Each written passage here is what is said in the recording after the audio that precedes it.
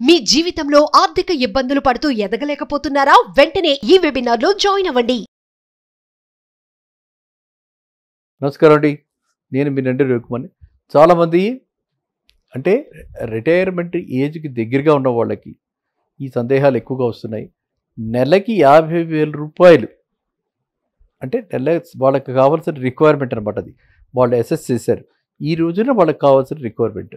ఈ రిక్వైర్మెంట్ అంతా నెలకి 50,000 రూపాయలు కావాలంటే మేము ఎంత ఇన్వెస్ట్ చేయాలి, ఎక్కడ ఇన్వెస్ట్ చేయాలి అన్నది వాళ్ళు చెప్పలేదు. సో మనం దాన్ని నేనేమనుకుంటున్నానంటే చాలామంది తక్కువ మందికి తెలిసిన విషయం ఇది. బ్యాంకుల్లో ఎలా అయితే మనకి యాన్యుటీ డిపాజిట్ స్కీమ్స్ ఉంటాయో, అంటే నెల నెల వడ్డీ వచ్చే స్కీమ్స్ ఉంటాయో, అదేవిధంగా మ్యూచువల్ ఫండ్స్లో కూడా నెల నెల మనకి వచ్చే స్కీమ్స్ ఉన్నాయి. దాని పేరు సిస్టమాటిక్ విత్డ్రాయల్ ప్లాన్. ఎలా అయితే ఇన్వెస్ట్మెంట్కి ఉందో, అంటే నెల నెల పెట్టుకుంటూ పోయేదాన్ని సిప్ అంటే సిస్టమాటిక్ ఇన్వెస్ట్మెంట్ ప్లాన్. అదేవిధంగా నెల నెల మనకి ఇంట్రెస్ట్ రూపంలో, డివిడెండ్ రూపంలో ఇన్కమ్ రావాలి. 50,000 ఇన్కమ్ రావాలి అంటే మనం ఎంత ఇన్వెస్ట్ చేస్తే వస్తుంది? 50,000 రూపాయలు పర్ మంత్ రావాలి అంటే మనం కనుక ఎప్పుడు చెప్పేటువంటి మన టార్గెట్ ఎప్పుడు కూడా మ్యూచువల్ ఫండ్ అంటే మినిమం 12%. మినిమం 12% మనకి మ్యూచువల్ ఫండ్లో వస్తుంది అని అనుకుని మినిమం 12% వాళ్ళు ఇవ్వగలుగుతారని అనుకుంటే మనం స్ట్రైట్గా చక్కగా 50 లక్షలు కనుక ఇన్వెస్ట్ చేస్తే మనకి 12% వస్తుంది. మనం గతంలో చెప్పుకున్నాం, కోటి రూపాయలు బేస్ చేసుకుని చాలామంది కోటి రూపాయలు అడుగుతుంటారు. కోటి రూపాయలు వాళ్ళు ఇన్వెస్ట్ చేస్తే 12% దీని ప్రకారంగా వాళ్ళకి 1 lakh వస్తుంది. ఎవ్రీ మంత్ 1 lakh వస్తుంటుంది. అంటే మనం 1 lakh తీసిన తర్వాత మళ్ళీ అది 1 lakh ఎర్న్ చేస్తుంది. మార్కెట్లో 99 లక్షలు మళ్ళీ 1 lakh అయిపోతుంది. ఈ విధంగా ఎప్పటికప్పుడు మార్కెట్లో రిటర్న్స్ జనరేట్ అవుతుంటాయి సిప్లో. సో ఏ విధంగా మ్యూచువల్ ఫండ్స్ ఆడుకుంటారు, మ్యూచువల్ ఫండ్స్ ఇన్వెస్ట్ చేస్తారు, విత్డ్రా చేస్తారు, అది వాళ్ళ ఫండ్ మేనేజర్స్ వాళ్ళ గైడ్లైన్స్ వాళ్ళకు ఉంటాయి. సో మనకి సామాన్య మానవుడికి మనకు తెలుసుకోవాల్సింది ఏంటంటే, మనకి 50,000 రూపాయలు, ఇక్కడ క్వశ్చన్లు అడిగింది 50,000 రూపాయలు కావాలని చెప్పి, 50,000 రూపాయలు పెన్షన్ లాగా, 50,000 రూపాయలు మనకి ఇన్కమ్ లాగా, వాట్ ఎవర్ నేమ్, అల్టిమేట్గా మనకి నెల నెల మన అవసరాలకి ఖర్చులకి 50,000 రూపాయలు కావాలి. 50,000 రూపాయలు కావాలంటే 12% ఉంటే మనకి 60 lakhs కావాలి. 60 lakhs అంటే మనకి 50,000 వస్తుంది. 50,000 ఏంటి, ఇంకా కొంచెం ఎక్కువ వస్తుంది.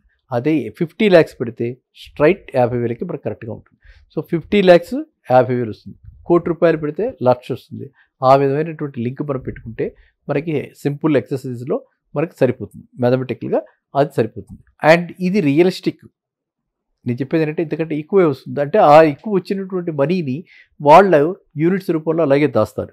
సో మినిమం మనం ఎజంప్షన్ ప్రకారంగా 12% వస్తుంది అని అనుకుంటే, 12% ఒక మ్యూచువల్ ఫండ్ ఎండ్ చేస్తుంది అనుకుంటే, మనము SWP, it is not SIP, it is otherwise systematic withdrawal plan. ఆటోమేటిక్గా వాళ్ళు ఆ నెలన మన 5వ తారీఖు 7వ తారీఖు చెప్తే ఆ రోజున ఆ యూనిట్లు వాళ్ళు రిడీమ్ చేసి, ఏ మార్కెట్ ఆ రోజున ఎలా ఉందో చూసి దాని ప్రకారంగా వాళ్ళు రిడెంప్షన్ చేసి మనకి అకౌంట్లోకి స్ట్రైట్ మన సేవింగ్స్ బ్యాంక్ అకౌంట్లో క్రియేట్ అయిపోతుంది. ఏ అకౌంట్ మనం ఇచ్చామో లింక్డ్ అకౌంట్ క్రియేట్ అయిపోతుంది అనమాట. సో మనం అక్కడి నుంచి 7వ తారీఖు నుంచి మనకి శాలరీ పడ్డట్టుగా, లేకపోతే 30వ తారీఖు పెట్టుకోవచ్చు. నేను ఎప్పుడు కూడా ఫస్ట్ వీక్లో పెట్టుకోమని ఎందుకు చెప్తానంటే, చాలామంది ఫస్ట్ జీతాలు వాళ్ళకి వచ్చేది 28 నుంచి 30 మధ్యన, 25 నుంచి 30 మధ్యన వాళ్ళకి జీతాలు వస్తాయి. కాబట్టి వాళ్ళందరూ కూడా వాళ్ళు స్టాండింగ్ ఇన్స్ట్రక్షన్స్ అన్నీ కూడా ఆ టైంలోనే పెట్టుకుంటారనమాట. అంటే ఫస్ట్ కల్లా అందరు స్టాండింగ్ ఇన్స్ట్రక్షన్స్ వచ్చేసి మ్యూచువల్ ఫండ్స్ దగ్గర డబ్బులు ఉంటాయి. సో మ్యూచువల్ ఫండ్స్ కూడా వాటిని వెంటనే ఇన్వెస్ట్ చేయడానికి వాళ్ళు కూడా అవకాశాలు చూసుకుంటూ ఉంటారు. కాబట్టి వాళ్ళు కూడా ఫస్ట్ వీక్లో ఎప్పుడు కూడా ఇన్వెస్ట్మెంట్ బాగా ఎక్కువ చేస్తుంటారు. ఇది అనుభవంతో చెప్పినటువంటి విషయం ఇది. ఓకే, ఒక్కొక్క మ్యూచువల్ ఫండ్కి ఒక్కొక్క స్ట్రాటజీ ఉంటుంది. కానీ జనరల్గా ఫస్ట్ వీక్లో మ్యూచువల్ ఫండ్స్ చాలా మటుకు ఇన్వెస్ట్ చేస్తారు. కాబట్టి అప్పుడు మనకి నెట్ అసెట్ వాల్యూ ఎక్కువ ఉండే అవకాశం ఉంటుంది. కాబట్టి మనము 7th నుంచి 15th లోపల పెట్టుకుంటే, అంటే సెకండ్ వీక్లో మనము ఎస్డబ్ల్యూపి పెట్టుకోవాలి.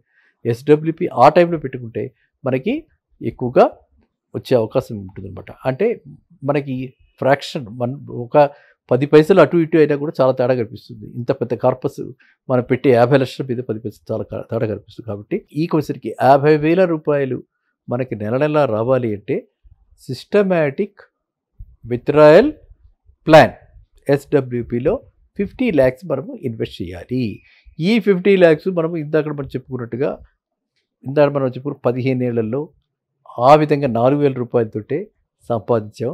అలా సంపాదించింది 47 నుంచి ఈ విధంగా ప్లాన్ చేసుకోవచ్చు. ఆ కుర్రాడు ఇక్కడ మనము ఈయనకి రిటైర్ అవుతున్న వాళ్ళందరూ కూడా ఈ కార్పస్ 50 lakhs వచ్చేలా చేసుకోండి, 50,000 వస్తుంది. అదే మీకు 1 crore చేసుకోండి, 1 lakh వస్తుంది. ఈ విధంగా మీరు మీ అంటే చాలా ఇంపార్టెంట్ ఫైనాన్షియల్ ప్లానింగ్ అన్నది చాలా చాలా ఇంపార్టెంట్. ఫైనాన్షియల్ ఇండిపెండెన్స్ అన్నది ఈక్వల్లీ ఇంపార్టెంట్. సో ఈ విధంగా మీరందరూ కూడా ప్లాన్ చేసుకోండి. అందరూ కూడా చక్కగా హ్యాపీగా సుఖశాంతులతో ఉండండి.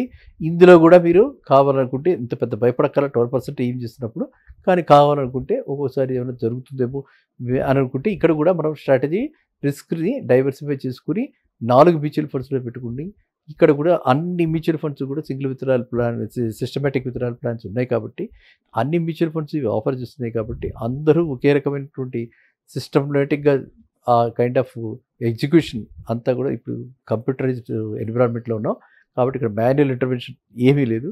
కాబట్టి చక్కగా 4 ఫండ్స్లో పెట్టుకుంటే మనకు నిశ్చితంగా 12,500 వచ్చి 50,000 అయిపోతుంది 7వ తారీఖు కల్లా. లేదు పర్వాలేదంటే ఒక 50 లక్షలు ఒక దానిలో పెట్టుకుంటామంటే కూడా మనం ఒక్క దానిలోనే పెట్టుకోవచ్చు. ఎక్కడైనా సరే whether it be Kotak, ICICI, axis, SBI, HDFC, ఎక్కడికి వెళ్ళినా మ్యూచువల్ ఫండ్స్ ఉన్నాయి. ఎక్కడికి వెళ్ళినా ఈ single withdrawal plans, systematic withdrawal plans ఉన్నాయి. కాబట్టి మీరు ఈ విధంగా అక్కడ ఏదైనా మన ఫిక్స్డ్ డిపాజిట్ మెచ్యూర్ అయింది మన బ్యాంకులోనే పెట్టి ఆ 7.5%, 6% అంటే అక్కడ సగమే వస్తుంది. ఇక్కడ 50,000 వస్తుంది, అక్కడ 25,000 వస్తుంది. కాబట్టి అక్కడ పెట్టి ఆ 25,000 తెచ్చుకునే బదులు ఇక్కడ పెట్టి 50,000 తీసుకుంటే ఈవెన్ ట్యాక్స్ పేమెంట్ పోయిన తర్వాత కూడా ఇది చాలా చక్కటి రిటర్న్. అర్థమైందండి. అందువల్ల ఐ సజెస్ట్ ఎవ్రీబడి, ప్రతి వాళ్ళకు కూడా మ్యూచువల్ ఫండ్స్ ఈ పర్టికులర్ స్కీమ్ని అడగండి. ఓకే, సిస్టమేటిక్ విత్డ్రాయల్ ప్లాన్ చాలా తక్కువ మంది దీన్ని ప్రమోట్ చేస్తున్నారు.